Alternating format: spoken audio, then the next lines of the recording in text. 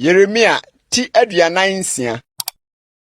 Awurade asɛm a ɛbaa odiyifo Yeremia nkyɛn amanaman ho nie.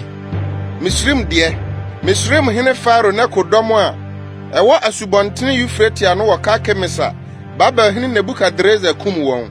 Yuda hene Yehoakim a ɔyɛ Yosia baafia ɛtɔ so nan mu no ho. Munsiesie akyɛmwa ne ɛkyɛm na muntusa. Momfa apɔnkɔ nsesa nteaseɛnam ho.